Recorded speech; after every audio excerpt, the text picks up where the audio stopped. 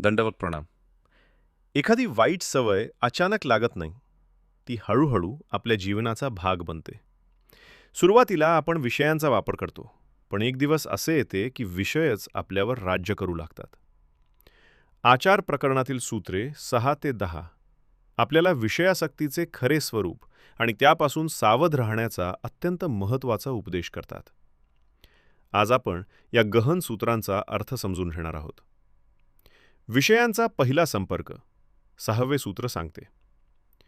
विषय संबंध मात्रेन जीवू कैगा जातू असे, परिसेवित सांतातिये एकीम गडदराम घाली. श्री चक्रधर स्वामी सांगतात, विषयांचा केवळ संपर्क झाला म्हणून जीव लगेच अधपतन पावत नाही. धोका तेव्हा सुरू होतो जेव्हा त्या विषयांचे वारंवार सेवन केले जाते. सुरुवातीला ती केवळ सवय असते, नंतर ती आसक्ती बनते आणि शेवटी जीव अशा गर्तेत अडकतो जिथून बाहेर पडणे अत्यंत कठीण होते. विषयभोग आणि धर्म 7वे सूत्र सांगते. पुरुषू जेतुले जेतुली विषय सेवा करी, तेतुले तेतुला धर्मीम निबळू जाय. मनुष्य जितका जास्त विषयभोगांमध्ये गुंततो तितकी त्याची आध्यात्मिक शक्ती कमी होत जाते. भक्तीमध्ये मन लागत नाही, स्मरण कमी होते, साधना ढासळते आणि धर्माचे पालन दुर्बल होऊ लागते. म्हणून विषयांचा परिणाम केवळ शरीरावर होत नाही, तर मन आणि आत्मिक प्रगतीवरही होतो. सर्व गोष्टी पाप नसतात. 8वे सूत्र अत्यंत विचार करण्यासारखे आहे. बै पाप तरी नव्हे, परी धर्मा पासवनी ऐसा निपवनी काढी.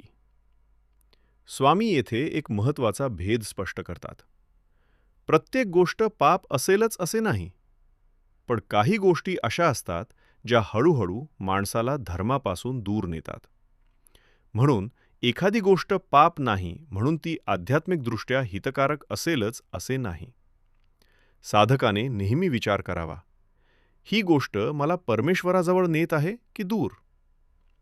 9व्या सूत्राचा योग्य अर्थ 9वे सूत्र सांगते. स्त्री म्हणिजे मत्त द्रव्याचा रावोगा. या सूत्राचा अर्थ समजून घेताना त्याचा आध्यात्मिक संदर्भ लक्षात घेणे आवश्यक आहे. येथे स्त्री हा शब्द सर्व स्त्रियांविषयी कमीपणा दाखवण्यासाठी वापरलेला नाही. हा उपदेश त्या काळातील संन्यासी आणि विरक्त साधकांसाठी आहे, ज्यांनी ब्रह्मचर्याचा मार्ग स्वीकारला होता. स्वामी येथे कामवासनेच्या आकर्षणाबद्दल सावध करतात. जसा एखादा मादक पदार्थ मनावर परिणाम करतो, तशी अनियंत्रित कामवासना मनाला विचलित करू शकते. म्हणून येथे व्यक्ती नव्हे तर वासना आणि मोह यांचा त्याग करण्याचा उपदेश आहे. मनाचे संरक्षण 10वे सूत्र सांगते. चित्रीची स्त्री न पाहावी. याचाही अर्थ सर्व स्त्रियांचा अनादर करणे असा नाही. याचा उद्देश असा आहे की ज्या गोष्टी मनात कामविकार निर्माण करतात त्यांच्यापासून साधकाने स्वतःचे मन जपावे.